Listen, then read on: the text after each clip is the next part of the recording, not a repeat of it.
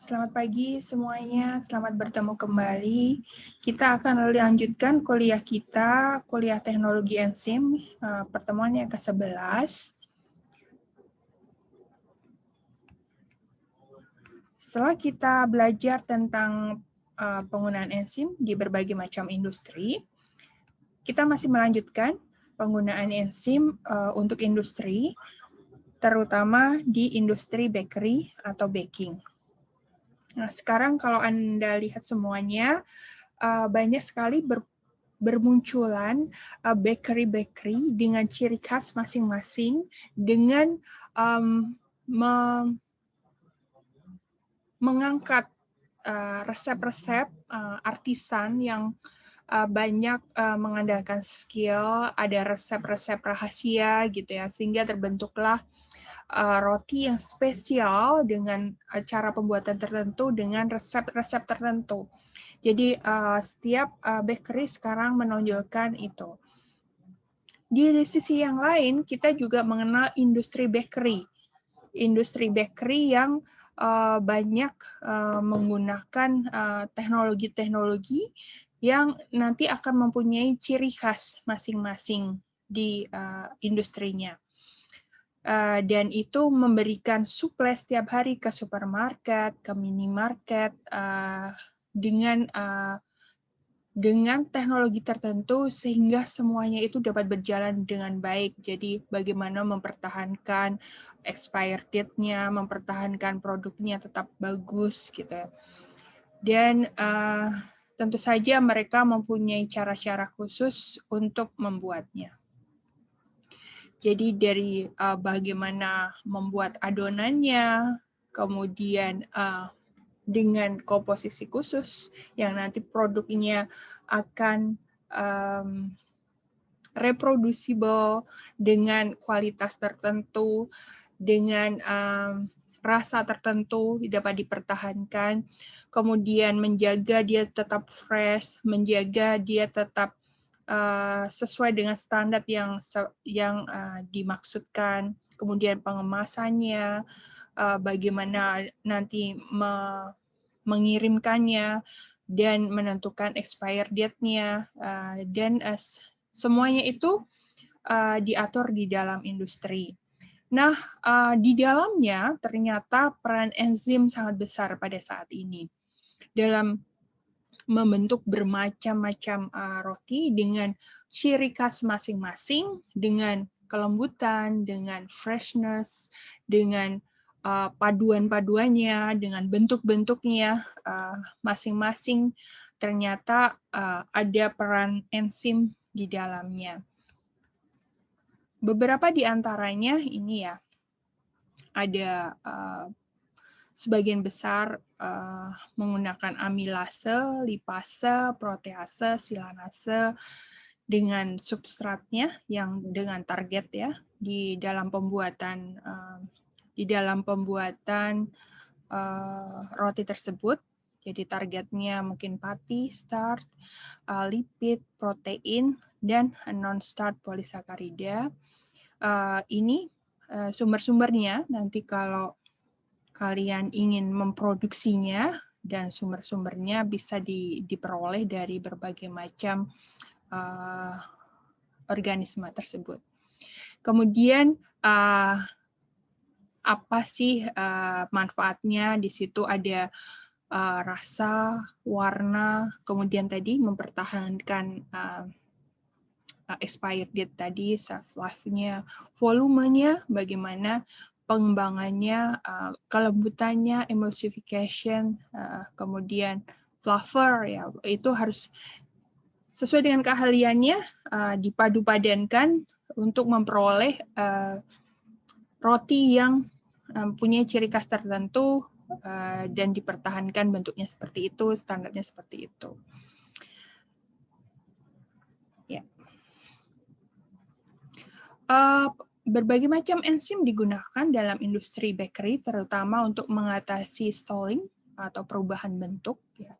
Mengganti bahan-bahan pangan yang berbahaya, misalnya kalium bromide atau benzoil peroksida, karena kalium bromide bahan kimia ini bersifat karsinogenik. Kemudian perbaikan sifat fisik dan organoleptik. Jadi dari organoleptik itu rasa ya. Jadi kalau ada yang ahli di bidang itu merasakan seperti apa, enaknya seperti apa.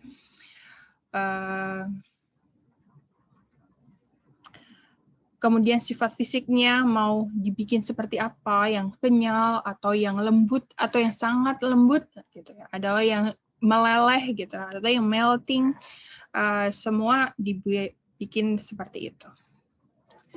Nah, beberapa enzim yang digunakan ini adalah hemiselulase. Enzim hemiselulase atau silanase mengkonversi hemiselulosa yang tidak larut menjadi larut sehingga gluten dapat mengembang dengan optimal di dalam adonan roti. Enzim ini juga mengontrol kelembutan adonan karena membantu adonan memasukkan air lebih banyak sehingga tekstur menjadi lebih lembut. Jadi ini ya contohnya bagaimana efeknya silanase. Nah, ini kan dari tingkat mengembangnya, ya kelihatan kan kalau tanpa silanase, kemudian diberi silanase, tingkat pengembangannya lebih. Kemudian, sebagai anti-stalling, stalling itu kehilangan kesegaran, firmness, elastisitas dari crumb atau roti itu ya. Disebabkan perubahan struktur pati selama penyimpanan. Granula pati berubah dari larut menjadi tidak larut sehingga kehilangan fleksibilitasnya sehingga crumb menjadi keras dan rapuh. Nah, ini contohnya adalah amilase dari fungi. Kalau ditambahkan akan memberikan tadi ya efek pengembangannya berbeda, teksturnya juga berbeda. Kemudian lipase. Penambahan lipase dapat memodifikasi lipida tepung sehingga adonan menjadi lebih stabil terhadap fermentasi yang berlebih. Penggunaan lipase mengurangi penggunaan emulsifier seperti DATEM dan SSL. Adonan lebih mudah tercampur saat ditambahkan lipase dan volumenya akan menjadi besar. Jadi setelah ini ya contohnya penggunaan DATEM, SSL dengan lipase ya memberikan efek yang kurang lebih sama ya. Jadi kalau ditambahkan lipase, jadi pengganti dari zat kimia itu diganti dengan lipase memberikan bentuk yang sama. Kemudian transglutaminase. Transglutaminase ditambahkan di dalam adonan untuk mengembang lebih cepat dan mempertahankan gas yang dihasilkan selama pemrosesan. Transglutaminase juga mempercepat waktu pembuatan adonan. Ini non-enzim, ini silanase. Transglutaminase, ini jadi mengembang, jadi lebih mengembang. Ini percampuran silanase, transglutaminase. Asparaginase, pemasakan sejumlah produk sereal dan produk berbasis kentang pada suhu tinggi menyebabkan pembentukan akrilamida. Akrilamid masih ingat ya, yang berpotensi karsinogenik atau menyebab kanker. Akrilamida terbentuk saat asparagin bereaksi dengan gula bereduksi seperti glukosa. Asparaginase dikembangkan untuk mengurangi akrilamida, tadi yang efeknya tidak bagus. Ini ya, Budi, beberapa organisasi sudah melarang, jadi maka digunakan asparaginase untuk menggantikannya supaya tidak menghasilkan akrilamid pada pemanasan suhu tinggi. Kemudian ada glukosa oksidase, digunakan untuk menggantikan potasium bromat, berguna untuk meningkatkan volume dan meningkatkan struktur adonan roti. Mengkonversi glukosa dan oksigen menjadi gluconolakton dan hidrogen peroksida. Hidrogen peroksida melindungi jaringan gluten selama percampuran dan mencegah efek pelunakan glutathione pada jaringan gluten dengan mengoksidasi glutathione.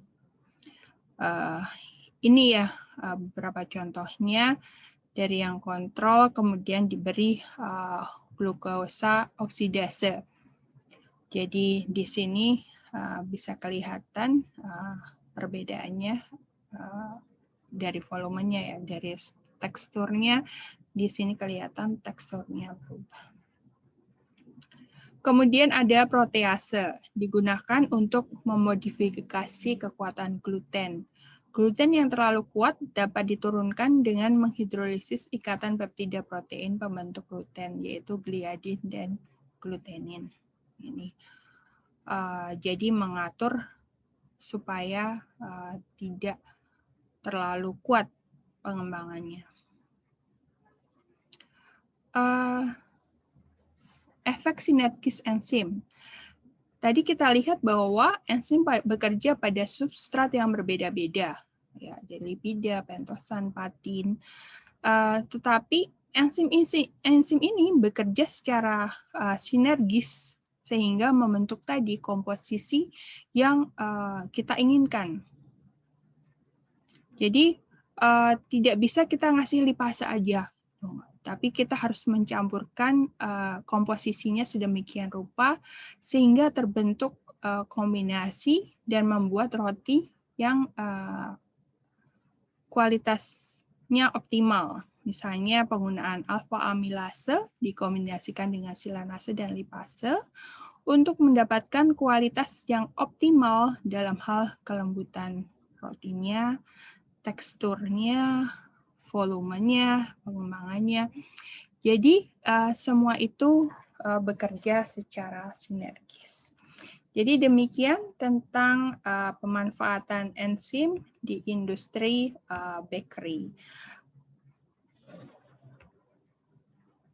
Demikian kuliah teknologi enzim yang ke-11. Selamat belajar dan mengerjakan tugas. Terima kasih.